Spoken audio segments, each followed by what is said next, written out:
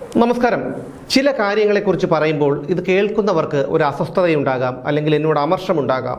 പക്ഷേ ഞാൻ ഈ കേരളത്തിൽ ജീവിക്കുന്നൊരു വ്യക്തിയാണ്, റോഡിലൂടെ വാഹനം ഓടിക്കുന്ന ഒരു വ്യക്തിയാണ്, റോഡിൽ ഇറങ്ങി നടക്കുന്നൊരു വ്യക്തിയാണ്. ഇതൊക്കെ കൊണ്ട് ഒരു പൗരൻ എന്നുള്ള നിലയ്ക്കുള്ള ഒരു അഭിപ്രായ സ്വാതന്ത്ര്യം എല്ലാവർക്കുമുണ്ട്. ആ ഒരു അഭിപ്രായ സ്വാതന്ത്ര്യത്തിൻ്റെ അടിസ്ഥാനത്തിൽ ഞാൻ പറയുകയാണ്. മുമ്പ് പലപ്പോഴും ഞാൻ സൂചിപ്പിച്ചിട്ടുള്ള ഒരു കാര്യമാണ് കേരളത്തിലെ ഓട്ടോറിക്ഷക്കാരുടെ കാര്യം. പലരും ജീവിക്കാനായാണ് ഓരോ തൊഴിൽ ചെയ്യുന്നത്, അതൊക്കെ സമ്മതിച്ചു. പക്ഷേ ഇന്ന് പലപ്പോഴും നമ്മൾ വാഹനവും എടുത്ത് റോഡിൽ ഇറങ്ങുമ്പോൾ ഈ ഒരു ഓട്ടോറിക്ഷക്കാർ കാണിക്കുന്ന ഒരു മര്യാദയില്ലായ്മ, അത് പെരുമാറ്റത്തിലായാലും, അല്ലെങ്കിൽ എല്ലാവരെയും അടച്ചാക്ഷേപിക്കുകയല്ല, പക്ഷേ പെരുമാറ്റത്തിലായാലും ഡ്രൈവിങ്ങിൻ്റെ കാര്യത്തിലായാലും യാതൊരു മര്യാദയും പാലിക്കാത്തവരാണ് ഈ ഓട്ടോറിക്ഷക്കാർ എന്നുള്ളതാണ് ഏറ്റവും അത് എടുത്തു പറയേണ്ട ഒരു കാര്യം. അതായത് തിരുവനന്തപുരം നഗരത്തിൻ്റെ കാര്യം മാത്രം എടുക്കാം. എത്ര ഓട്ടോറിക്ഷകളാണ് ഇവിടെ ഓടുന്നത്?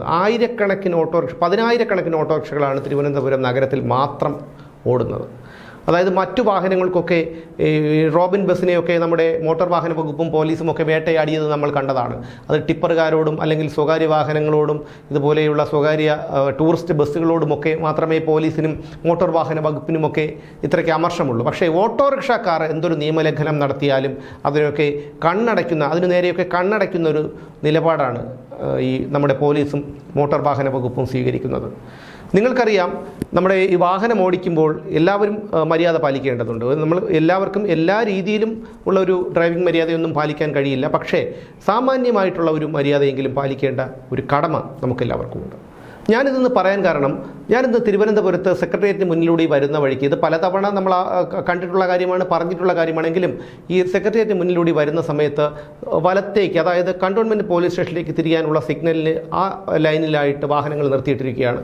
അപ്പോഴേക്കും ഒരു ഓട്ടോറിക്ഷക്കാരൻ വന്ന് ഈ സീബ്ര ലൈനും കഴിഞ്ഞ് കൊണ്ടുവന്ന് വാഹനം നിർത്തിയിരിക്കുകയാണ്. ഒടുവിൽ സിഗ്നൽ വീണതിനു ശേഷം ഈ ലൈനിലുണ്ടായിരുന്ന വാഹനങ്ങൾ മുന്നോട്ടെടുക്കാൻ ശ്രമിക്കുമ്പോൾ മറ്റെവിടെ നിന്നോ വേറൊരു ഓട്ടോറിക്ഷക്കാരൻ വന്ന് യു ടേൺ അടിക്കുകയാണ് അവിടെ. അപ്പോൾ നോക്കൂ, അവിടെ യു ടേൺ അടിക്കരുത് എന്ന് വ്യക്തമായി എഴുതി വെച്ചിട്ടുണ്ട്, അവിടെ അറിയിപ്പുണ്ട്, എന്നിട്ട് പോലും അവിടെ യു ടേൺ അടിക്കുകയാണ്. ഭാഗ്യത്തിന് അവിടെ അതുവഴി വന്ന, അതായത് ഈ ലൈനിലൂടെ മറുഭാഗത്തേക്ക് പോകാൻ വന്ന ഒരു കാറ് ഓട്ടോറിക്ഷയിൽ ഇടിച്ചില്ല. അപ്പോൾ ഇത്തരത്തിലുള്ള പ്രവൃത്തികളാണ് ഈ പറയുന്ന ഓട്ടോറിക്ഷക്കാരുടെ ഭാഗത്തു നിന്നുണ്ടാകുന്നത്. ഇവർക്ക് വേണ്ടത് ഇവിടെ കുറ്റപ്പെടുത്തുകയല്ല, പക്ഷേ ഇപ്പോൾ പാളയത്തായിരുന്നാൽ പോലും LMS, നിങ്ങൾക്കറിയാം, ദൂരയാത്ര കഴിഞ്ഞ്, അതായത് ദൂരയാത്ര പോകുന്ന ബസ്സുകളൊക്കെ വന്ന് പാളയത്ത് നിർത്താറുണ്ട്. യൂണിവേഴ്സിറ്റി കോളേജിൻ്റെ മുമ്പിൽ LMSൻ്റെ അവിടെ നിർത്താറുണ്ട്. അവിടെ നിർത്തുമ്പോൾ ആ ബസ് എവിടെയാണോ നിർത്തേണ്ടത് ആ ഭാഗത്ത് ഇതുപോലെ ഈ ഓട്ടോറിക്ഷകൾ കൊണ്ട് നിരത്തിയിട്ടിരിക്കും.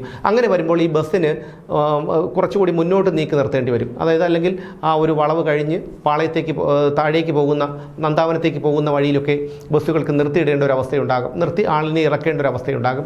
അതിനുശേഷം അതിന് പിന്നാലെ ഒരു ബസ് വരികയാണെങ്കിൽ അത് നട റോഡിൽ നിർത്തേണ്ട ഒരു അവസ്ഥയുണ്ടാകും. അതായത് എവിടെയാണോ ബസ് നിർത്തേണ്ടത് അവിടെ ഈ ഓട്ടോറിക്ഷകളാണ്, അതായത് യാത്രക്കാരെ പ്രതീക്ഷിച്ചിട്ടാണ്. പക്ഷേ ഇത്തരം പ്രവൃത്തികൾ ചെയ്യുമ്പോൾ അത് എത്ര പേർക്കാണ് ബുദ്ധിമുട്ടുണ്ടാക്കുന്നത് എന്ന് പോലീസും ചിന്തിക്കുന്നില്ല, ഈ പറയുന്ന മോട്ടോർ വാഹന വകുപ്പും ചിന്തിക്കുന്നില്ല, ഈ ഓട്ടോറിക്ഷക്കാരും ചിന്തിക്കുന്നില്ല. ഫുട്പാത്തുകളിൽ വരെ ഓട്ടോറിക്ഷകൾ പാർക്ക് ചെയ്തിരിക്കുകയാണ്. ഇപ്പോൾ നമുക്ക് ഗാന്ധി പാർക്കിൽ പോയാൽ അറിയാം, ഗാന്ധി പാർക്കിൽ പതിവായി 10 രൂപയോ മറ്റോ കൊടുത്തു കഴിഞ്ഞാൽ അവിടെ പാർക്ക് ചെയ്യാൻ കഴിയും. അവിടെ പതിവായി ദിവസങ്ങളോളം പാർക്ക് ചെയ്തിരിക്കുന്ന ഓട്ടോറിക്ഷകളുണ്ട്. ദൂരയാത്രയ്ക്ക്, അതായത് ചാലയും അതുപോലെ പത്മനാഭസ്വാമി ക്ഷേത്രവും അടക്കമുള്ള സ്ഥലങ്ങളൊക്കെ എപ്പോഴും ജനത്തിരക്കുള്ള ഒരു സ്ഥലമാണ് ഈസ്റ്റ് ഫോർട്ട്, കിഴക്കേക്കോട്ട. ആ കിഴക്കേക്കോട്ടയിലെ ആകെ ഒന്ന് പാർക്ക് ചെയ്യാൻ കഴിയുന്ന ഒരു സ്ഥലം ഈ ഗാന്ധി പാർക്കാണ്. ഈ ഗാന്ധി പാർക്കിൽ പോലും പാർക്ക് ചെയ്യാൻ കഴിയാത്ത തരത്തിലേക്കാണ് അവിടെ ഓട്ടോറിക്ഷകൾ കൊണ്ട് പാർക്ക് ചെയ്തിരിക്കുന്നത്. അതുപോലെയാണ് റോഡിലെ കാര്യം. ഇവിടെ നിങ്ങളൊരു കാര്യം ശ്രദ്ധിക്കണം, ഇത് കുറ്റപ്പെടുത്തുകയല്ല, ഞാൻ ഈ പറയുന്നത് ശരിയാണോ എന്ന് നിങ്ങൾ തന്നെ കേൾക്കുന്ന ഈ ഓട്ടോറിക്ഷ ഓടിക്കുന്നവരുണ്ടെങ്കിൽ, അല്ലെങ്കിൽ മറ്റുള്ള ആൾക്കാരൊക്കെ ഉണ്ടെങ്കിൽ, യാത്രക്കാരൊക്കെ ഉണ്ടെങ്കിൽ നിങ്ങൾ ശ്രദ്ധിക്കണം. ഇവരുടെ ചെവിയിൽ ഒരു ഇയർഫോൺ വെച്ചിരിക്കും വാഹനം ഓടിക്കുമ്പോൾ. അതായത് വാഹനം ഓടിക്കുമ്പോൾ ഇവർ പാട്ട് കേൾക്കുകയാണോ അല്ലെങ്കിൽ വരുന്ന കോൾ അറ്റൻഡ് ചെയ്യുകയാണോ എന്നൊന്നും നമുക്കറിയില്ല. വാഹനം ഓടിക്കുമ്പോൾ ഫോണിലൂടെ സംസാരിക്കാൻ പാടില്ല എന്നൊരു നിയമമുണ്ട് നമ്മുടെ നാട്ടിൽ. അത് ഇവർക്ക് ബാധകമല്ലേ എന്നൊന്നും എനിക്കറിയില്ല.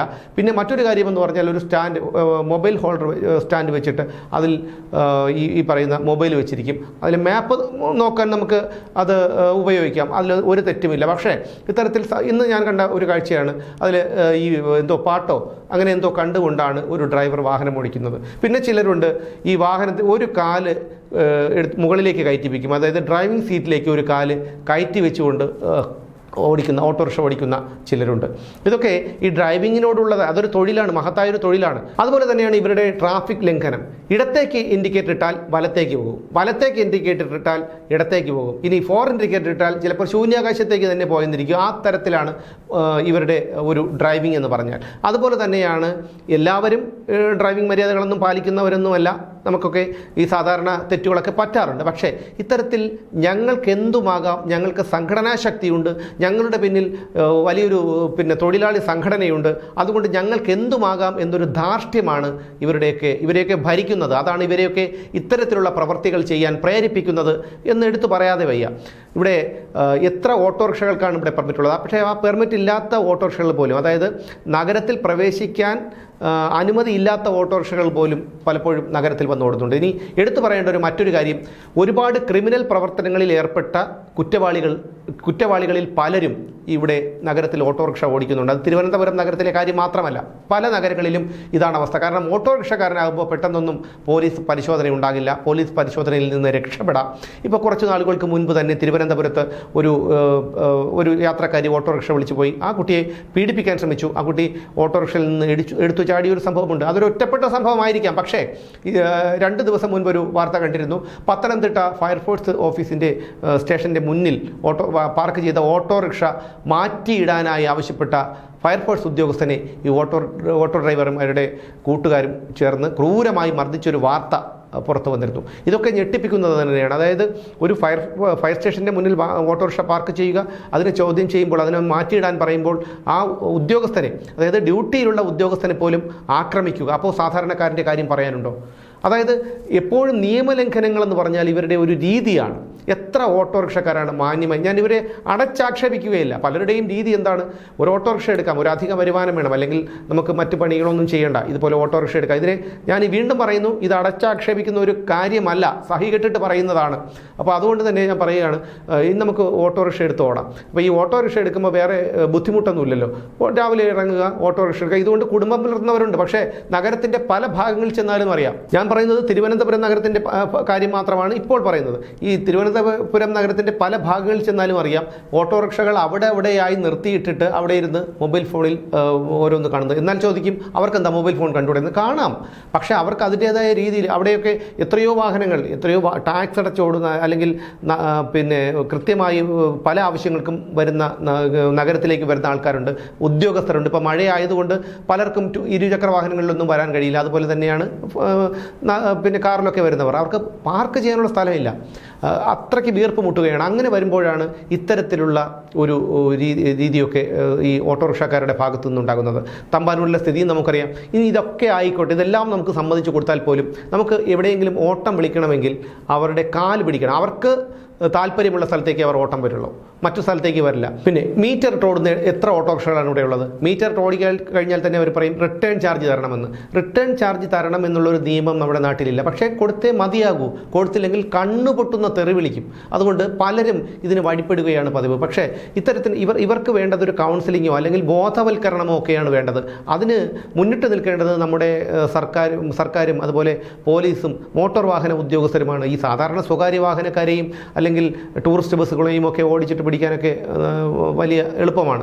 ഇതൊക്കെ കേൾക്കുമ്പോൾ നിങ്ങളിൽ പലർക്കും തോന്നാം ഞാൻ ഇവരെ കുറ്റപ്പെടുത്തുകയാണെന്ന്. പക്ഷേ അവർക്കും ജീവിക്കേണ്ടേ എന്നൊക്കെയുള്ള ഒരു തോന്നൽ നിങ്ങളിൽ പലർക്കും ഉണ്ടാകാം. നമ്മളാരും പറഞ്ഞിട്ടില്ലല്ലോ ഈ പറയുന്നത് പോലെ വിജയേണ്ട നിങ്ങളൊരു ഓട്ടോറിക്ഷ ലോൺ എടുത്തിട്ടോട്, അല്ലെങ്കിൽ മൈദീൻ സാഹിബെ നിങ്ങളൊരു ഓട്ടോറിക്ഷ ലോൺ എടുത്തിട്ട്, ഒരു വായ്പ എടുത്തിട്ട് നിങ്ങളൊരു ഓട്ടോറിക്ഷ എടുത്തിട്ട് ഓടി ജനങ്ങളെ സേവിക്കുക എന്ന് ആരും പറഞ്ഞിട്ടില്ല.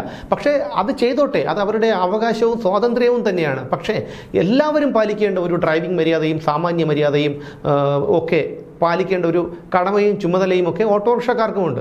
ഇത് മാത്രമാണ് ഞാനും പറയുന്നത്. പക്ഷേ ഇതിനൊക്കെ ഒരു തടയിടേണ്ട മോട്ടോർ വാഹന വകുപ്പൊക്കെ ഇപ്പോഴും നിസ്സംഗരാണ് എന്നുള്ളതാണ് ഏറ്റവും ഖേദകരമായിട്ടുള്ളൊരു കാര്യം. കാരണം ഓട്ടോറിക്ഷ യാതൊരു നിയന്ത്രണവുമില്ലാതെ ഇങ്ങനെ ഓട്ടോറിക്ഷകൾ പെരുകി വരുമ്പോൾ ഈ നഗരത്തിൻ്റെ അല്ലെങ്കിൽ ഈ റോഡുകളുടെ അവസ്ഥ എന്തായിരിക്കും? ഓരോ ദിവസവും 100 കണക്കിന് ഓട്ടോറിക്ഷകളാണ് പുതിയതായി നിരത്തിലേക്ക് ഇറങ്ങുന്നത്. 100 കണക്കിന് ഓട്ടോറിക്ഷകളാണ്. അങ്ങനെ വരുമ്പോൾ ഈ പറയുന്ന എത്ര ഓട്ടോറിക്ഷകൾ നിരത്തിൽ നിന്ന് പിൻവലിയുന്നു? അപ്പോൾ ഇത്രയും ഓട്ടോറിക്ഷകളെ ഉൾക്കൊള്ളാനുള്ള ഒരു ശേഷി, ഓട്ടോറിക്ഷകളുടെ കാര്യം മാത്രമല്ല വാഹനങ്ങളുടെ മൊത്തത്തിലുള്ള ഒരു കാര്യമാണെങ്കിൽ പോലും ഈ ഓട്ടോറിക്ഷകളെ സംബന്ധിച്ചിടത്തോളം, കാരണം എല്ലാവർക്കും ഇപ്പോൾ 2 വീലറുകളും കാറുകളൊക്കെ ഉള്ളൊരു കാലഘട്ടം കൂടിയാണ്. അങ്ങനെ മാത്രമല്ല ബസ്സും അതുപോലെ ലഭ്യമാണ്. കാരണം ഈ സിറ്റിയിലൊക്കെ സർക്കിൾ ബസ്സൊക്കെ ഇഷ്ടംപോലെ 10 രൂപ കൊടുത്തു കഴിഞ്ഞാൽ ഇറങ്ങാൻ കഴിയുന്ന ബസ്സുകളൊക്കെ ഇഷ്ടംപോലെ ഉണ്ട്, 2 വീലറൊക്കെ ഉണ്ട്. അങ്ങനെ വരുമ്പോൾ ഈ ഓട്ടോറിക്ഷയുടെയൊക്കെ ആവശ്യകത കുറഞ്ഞു വരികയാണ്. പക്ഷേ എന്തുകൊണ്ടാണ് എല്ലാവരും ഈ മേഖലയിലേക്ക് ഇറങ്ങുന്നത് എന്ന് ചോദിച്ചാൽ 50 രൂപ കൊടുക്കാനുള്ളിടത്ത് അവർക്കറിയാം 80 100 വാങ്ങാൻ അവർക്ക് നന്നായിട്ടറിയാം. അങ്ങനെ വരുമ്പോൾ ഒരു 10-12 ഓട്ടം കിട്ടിയാൽ മതി, അവർക്ക് അത്യാവശ്യമുള്ള ഒരു തുക അവരുടെ കയ്യിൽ കിട്ടും. അതുകൊണ്ട് തന്നെയാണ് അവർക്ക് വേറെ ഒരു ബുദ്ധിമുട്ടുമില്ല. അപ്പം ഞാനിത് പലതവണ അനുഭവിച്ചറിഞ്ഞിട്ടുള്ള ഒരു കാര്യമാണ്. നമ്മൾ പല സ്ഥലത്തേക്കും പോകാനായി ഇറങ്ങുമ്പോൾ ചെന്ന് ചോദിക്കുമ്പോൾ എവിടെ പോവാം? ഇന്ന സ്ഥലത്താണ് പോകേണ്ടത്, അങ്ങോട്ട് പോവില്ല എന്ന് പറഞ്ഞ് വിട്ടുപോവാണ്. അല്ലെങ്കിൽ തന്നെ വണ്ടി നിർത്തി കഴിഞ്ഞാൽ നമ്മൾ ചോദിക്കും, ചേട്ടാ മീറ്റർ ഇടല്ലേ? മീറ്റർ ഇടില്ല, മീറ്റർ ഉണ്ടെങ്കിൽ ഇവിടെ ഇറങ്ങിക്കോ എന്ന് പറയുന്ന ഒരു അവസ്ഥയാണ്. എന്നാൽ നിങ്ങൾക്ക് ചോദിക്കും, നിങ്ങൾക്ക് പരാതിപ്പെട്ടൂടെ എന്ന് ചോദിക്കും. നമുക്ക് ഈ ദിവസത്തെ 24 മണിക്കൂറുകൾ പോലും തികയാത്ത ആൾക്കാരുണ്ട്. നമ്മൾ ജീവിക്കാനുള്ള പെടാപ്പാടിനിടയിൽ അങ്ങനെ തികയാത്ത ആൾക്കാരുണ്ട്. അപ്പോൾ അവർക്കൊക്കെ ഇതിൻ്റെ പുറകിൽ നിന്ന് പോകാനുള്ള സമയമില്ല. അതുകൊണ്ടാണ് ഇത്തരത്തിൽ ഈ പരാതികളും മറ്റുമായി ഇങ്ങനെ പരാതിപ്പെടില്ല എന്നൊരു അമിതമായ ആത്മവിശ്വാസവും അവർക്കുണ്ട്. അപ്പോൾ ഇതൊന്നും പറയാൻ പലർക്കും പറയണമെന്നുണ്ട്. പക്ഷേ പറയാൻ ഭയമാണ്. എന്താണ്, തെറി വിളിക്കുമോ അല്ലെങ്കിൽ ആരെങ്കിലും എന്തെങ്കിലും കരുതുമോ എന്നൊക്കെയുള്ള ഒരു ഭയമാണ്. പക്ഷേ ഇതൊന്നും പറയാതിരിക്കാൻ വയ്യ. കാരണം അനുഭവിച്ച് അറിഞ്ഞ കാര്യമാണ്. പലയിടങ്ങളിലും ട്രാഫിക് ബ്ലോക്ക് ഉണ്ടാക്കുകയും അപകടമുണ്ടാക്കുകയും ഒക്കെ ചെയ്യുന്നതിൻ്റെ മുന്നിട്ട് നിൽക്കുന്നത് ഈ ഓട്ടോറിക്ഷക്കാരാണ്. നമുക്ക് അറിയാം, ബ്ലോക്കിൽ നിൽക്കുമ്പോൾ പോലും നമുക്കറിയാം കണ്ണെത്താ ദൂരം പരന്നു കിടക്കുകയാണ് ഈ ഓട്ടോറിക്ഷ. 100 വാഹനങ്ങൾ എടുത്തു കഴിഞ്ഞാൽ 60 വാഹനവും ഓട്ടോറിക്ഷയാണ് എന്നതാണ് ഇപ്പോൾ കേരളത്തിൻ്റെ അവസ്ഥ. പക്ഷേ ഇതിലൊന്നും ആർക്കും ഒരു പരാതിയുമില്ല. എല്ലാവർക്കും നിയമം ഒരുപോലെ ബാധകമാകണം എന്ന് മാത്രമേ എനിക്ക് പറയാനുള്ളൂ. അതായത് ഈ ഓട്ടോറിക്ഷക്കാർക്ക് അവർക്കൊരു പ്രത്യേക സ്റ്റാൻഡ് സംവിധാനം ഉണ്ടാക്കുക. നിങ്ങൾക്കറിയാം, ഒരു സ്റ്റാൻഡ് ഉണ്ടാക്കുന്നതും അവർ തന്നെയാണ്. അവരെവിടെയാണോ തീരുമാനിക്കുന്നത് അവർ തന്നെ അവിടെ ഒരു സ്റ്റാൻഡ് ഉണ്ടാക്കും. അവിടെ അംഗീകൃത സ്റ്റാൻഡ് എന്നുള്ളൊരു ബോർഡ് വയ്ക്കും. ചില നിബന്ധനകൾ, അത് ഈ മറ്റു വാഹനങ്ങൾ ഇവിടെ പാർക്ക് ചെയ്യരുത് എന്നൊക്കെയുള്ള ഒരു ബോർഡുകളൊക്കെ വയ്ക്കും. ഇനി നമ്മൾ അറിയാതെ എങ്ങാനും അവിടെ ഒന്നും ഓട്ടോറിക്ഷ ഇല്ല, ഇത് ഓട്ടോ സ്റ്റാൻഡൊന്നും അറിയാതെ, എനിക്ക് അനുഭവം ഉണ്ടായിട്ടുള്ള കാര്യമാണ്, ഞാനിത് കണ്ട കാര്യമാണ്. അതായത് ഓട്ടോറിക്ഷ കൊണ്ട് ഒരു കാറോ മറ്റോ കൊണ്ട് പാർക്ക് ചെയ്താൽ 2 ഭാഗത്തു നിന്നും വന്ന് ഈ കാർ എടുത്തുകൊണ്ട് പോകാൻ കഴിയാത്ത തരത്തിൽ ഓട്ടോറിക്ഷ ഇടുന്നത് ഞാൻ കണ്ടിട്ടുണ്ട്. അപ്പോൾ അത്തരത്തിൽ അവസാനം ഈ കാറിൻ്റെ ഉടമസ്ഥൻ ഇവരുടെ കാല് പിടിക്കേണ്ട അവസ്ഥയുണ്ടായി. അതുപോലെയാണ് അവരുടെയൊക്കെ പെരുമാറ്റം. എല്ലാവരുടെയും കാര്യമല്ല ഞാൻ ഈ പറയുന്നത്, നിങ്ങൾ അങ്ങനെ ധരിക്കരുത്. പക്ഷേ ഇത് പറയാതിരിക്കാൻ വയ്യ. അതുകൊണ്ട് തന്നെ ഇവർക്ക് പ്രത്യേകമായൊരു സ്റ്റാൻഡ് സംവിധാനം ഉണ്ടാക്കുക. ഇങ്ങനെ ഈ വണ്ടികളെ പോലെ പരക്കം പാഞ്ഞ് നടക്കുന്ന ഒരു രീതി ഇല്ലാതാക്കുക. കാരണം ആവശ്യക്കാരന് ഓട്ടോറിക്ഷ ആവശ്യമുണ്ടോ, അവൻ അവിടെ വന്ന് ഓട്ടോറിക്ഷ വിളിക്കും. ആ ഓട്ടോറിക്ഷ വിളിക്കുമ്പോൾ മറ്റുള്ളവർക്ക് ഈ ഗതാഗത തടസ്സമൊക്കെ ഒഴിവാക്കാൻ കഴിയും. ഇതിനൊക്കെ മുൻകൈ എടുക്കേണ്ടതും ഇവർക്ക് ബോധവൽക്കരണം നടത്തേണ്ടതും ഇതിനെ നിയന്ത്രിക്കേണ്ടതും നമ്മുടെ മോട്ടോർ വാഹന വകുപ്പ് തന്നെയാണ്. ഇക്കാര്യങ്ങളിൽ മോട്ടോർ വാഹന വകുപ്പ് നിസ്സംഗത പുലർത്തുന്നിടത്തോളം കാലം ഇത്തരം സംഭവങ്ങൾ ഇവരെ നിയന്ത്രിക്കാനായി കഴിയില്ല. ഇത്തരത്തിൽ റോഡുകളിൽ ബ്ലോക്കുകളും അതുപോലെ അപകടങ്ങളും ഒക്കെ വർദ്ധിച്ചു വരും. സാധാരണക്കാരനായ യാത്രക്കാരന് ഇതൊക്കെ വീണ്ടും അനുഭവിച്ചു കൊണ്ടേയിരിക്കണം. ഇക്കാര്യത്തിൽ യാതൊരു മാറ്റവുമില്ല, തർക്കവുമില്ല.